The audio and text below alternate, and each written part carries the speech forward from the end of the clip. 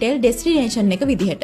සාමාන්‍යයෙන් duty free shopping කියන්නේ ගුවන් තොටුපළවල් හෝ ජාත්‍යන්තර දේශ සීමා ආශ්‍රිත ස්ථානවලට සීමා වූ සංකල්පයක්. නමුත් මේ අපේ රටේ ගුවන් තොටුපළෙන් පිටත නගර මැදේ ක්‍රියාත්මක වන දැවැන්ත තීරුබදු රහිත සාප්පු සංකීර්ණයක්. මේ සැබෑ වටිනාකම රැඳී තිබෙන්නේ එහි අලෙවි වන භාණ්ඩවලට වඩා ඒ වරාය නගරය තුල නිර්මාණය කරන සමස්ත ආර්ථික පද්ධතියේ ප්‍රධාන අංගයක් වීම තුලයි. පෝට් සිටි කියන්නේ තට්ටු ගොඩනැගිලි ඉදිවන සාමාන්‍ය සංවර්ධන ව්‍යාපෘතියක් නොවේ. මේ ශ්‍රී ලංකාවේ වෙනමම ආර්ථික කලාපයක්. එය ව්‍යාපාර, ආයෝජන, මූල්‍ය සේවා, සංචාරක කර්මාන්තය සහ නවීන ජීවන රටාවන් එකිනෙකට සම්බන්ධ කරන විශේෂ ආර්ථික පරිසරයක් ලෙස සංවර්ධනය කෙරෙමින් පවතිනවා. ඩියුටි ෆ්‍රී එක කියන්නේ එම දැවැන්ත සංවර්ධන සංකල්පයේ තවත් එක පියවරක් පමණයි. මෙහි මූලික උපාය මාර්ගික අරමුණ වන්නේ ජාත්‍යන්තර සංචාරකයන් සහ විදේශීය ගනුදෙනුකරුවන් වරාය නගරයට තව තවත් ආකර්ෂණය කර ගැනීම. සාම්ප්‍රදායික සංචාරක රටාව තුල විදේශිකයෙක් රටට පැමිණ හෝටලයක නතර වී නැවතත් ගුවන් තොටුපළ හරහා පිටව යනවා වෙනුවට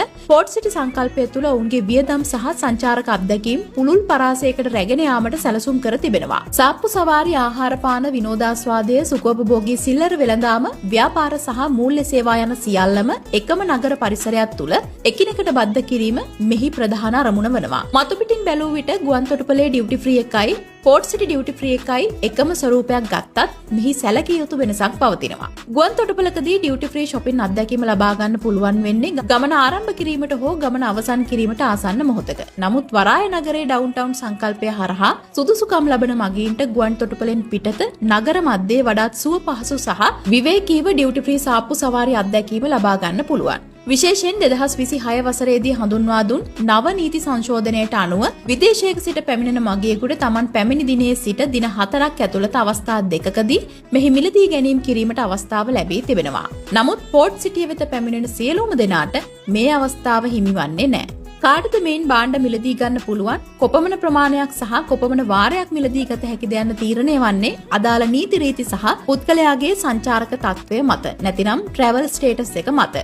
මේ සියල්ල පසුපස ඇති මෙහෙයුම් පසුබිමද සුවිශේෂී ආයෝජන ප්‍රවේශයක් මත පදනම් වී තිබෙනවා. එනම් ද මෝල් කියන්නේ තනි මෙහෙයුම් කරුවෙකුගේ රාමුවකට කොටු වුණු සාමාන්‍ය ව්‍යාපාරයක් නොවේ. ගෝලීය සිල්ලර වෙළඳ පොලේ දැවැන්ත සන්නාම කිහිපයක් අත්වැල් බැඳගත් අන්තර්ජාතික මට්ටමේ මධ්‍යස්ථානයක්. ලෝකයේ අංක 1 ඩියුටි ෆ්‍රී සිල්ලර වෙළඳ ආයතනය ලෙස සැලකෙන චයිනා ඩියුටි ෆ්‍රී සමූහය කලාපීය සහ ජාත්‍යන්තර මගී ප්‍රජාව ඉලක්ක කර ගනිමින් නවීන වෙළඳ අත්දැකීම් සහ පුළුල් සන්නාම කළමනාකරණයක් හඳුන්වා දෙන වේගයෙන් වර්ධනය වන ප්‍රමුඛ පෙළේ මෙහෙයුම් කරුවෙකු වන වන් වර්ල්ඩ් ඩියුටි ෆ්‍රී වගේම ජාත්‍යන්තර ගුවන් තොටුපළවල් දේශ සීමා සහ නගර මැද ආශ්‍රිත ඩියුටි ෆ්‍රී වෙළඳ පොලේ දශක කිහිපයක පුළුල් අත්දැකීම් සහිත ලොව පුරා රටවල් රැසක පැතිරුණු කීර්තිමත් ජාලයක් වන ෆ්ලෙමින්ගෝ වැනි ප්‍රමුඛයෝ මෙහි මෙහෙයුම් කටයුතු සිදු කරනු ලබනවා. මෙරට ආර්ථිකයට ඔවුන්ගෙන් ලැබෙන දැවැන්ත දායකත්වය සැලකිල්ලට ගනිමින් චයිනා ඩියුටි ෆ්‍රී සහ වන් වර්ල්ඩ් ඩියුටි ෆ්‍රී ආයතන වෙත රජය විසින් රටේ ආර්ථිකයට අතිශයින් වැදගත් විශේෂ ව්‍යාපාරික වරප්‍රසාද සහ අනුමැතීන් හිමි කර දී ඇති බවත් වාර්තා වනවා. ඒ අනුව මෙම පෙරලිකාර ගමන ආරම්භ කරමින් ගෝලීය සිල්ලර වෙළඳ පොලේ ප්‍රමුඛයෙකු වන චයිනා ඩියුටි ෆ්‍රී සමූහය විසින් 2024 සැප්තැම්බර් 26 වැනිදා වර්ග මීටර් 2000කට අධික සුවිශාල ඉඩකඩක ලෝකයේ ප්‍රසිද්ධ සන්නාම 400කට වැඩි ප්‍රමාණයක් ඇතුළත් කරමින් තම CTF ශ්‍රී ලංකා ඩියුටි ෆ්‍රී වෙළඳසැල මෙහි නිල වශයෙන් විවෘත කර තිබෙනවා. එමෙන්ම වන් වර්ල්ඩ් ඩියුටි ෆ්‍රී ආයතනයත් 2025 ජනවාරි මාස මුලදී තම පළමු අදියරේ වෙළඳසැල් විවෘත කරමින් මෙහෙයුම් ආරම්භ කර ඇති බව වාර්තා වනවා. එතකොට ලංකාවට මේකෙන් ලැබෙන වාසිය මොකක්ද? ඩියුටි ෆ්‍රී සංකල්පය කියන්නේ සාමාන්‍ය බදු ක්‍රමවලින් සහන සපයන ක්‍රමවේදයක් බැවින් සාමාන්‍ය වෙළඳසැලකින් රජයට ලැබෙන ඍජු බදු ආදායම මෙහිදී සම්පූර්ණයෙන්ම අපේක්ෂා කළ නොහැකියි. රජය සහ වරාය නගරයේ මූලික අපේක්ෂා වී තිබෙන්නේ ඒ වෙනුවට විදේශීය මුදල් සංසරණය, සංචාරක ව්‍යාපාරය, ඍජු ආයෝජන සහ රැකියා උත්පාදනය රට තුළ ඉහළ නැන්වීම. බොහෝ දෙනා පවසන්නේ පෝට් සිටි ඩියුටි ෆ්‍රී එකෙන් භාණ්ඩ මිලදී ගත්තත් එහි ආදායම අපේ රටට ලැබෙන්නේ නැහැ කියලා.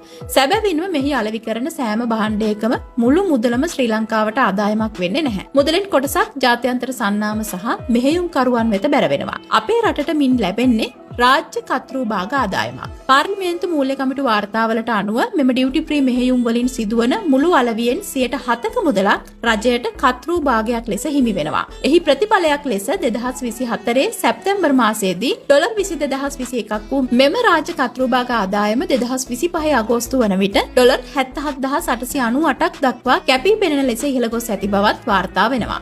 එමෙන්ම 2026 වසරේ නිල වාර්තා තහවුරු කරන පරිදි CTF ශ්‍රී ලංකා ආයතනයේ මූලික මූලික ආයෝජනය පමණක් ඇමරිකානු ඩොලර් මිලියන 5කට ආසන්න වෙනවා. ඉතින් පෝර්ට් සිටි ඩියුටි ෆ්‍රී එක කියන්නේ බදු රහිත සාප්පු සවාරියක් ගැන විතරක් කියන කතාවක් නොවේ. මේක ශ්‍රී ලංකාවේ විදේශීය මුදල්, සංචාරක කර්මාන්තය, ජාත්‍යන්තර ව්‍යාපාර සහ ආයෝජන සඳහා කොතරම් තරගකාරී ගමනාන්තයක් බවට පත් කරන්න පුළුවන්ද කියන විශාල ආර්ථික අත්හදා බැලීමක එක් ප්‍රධාන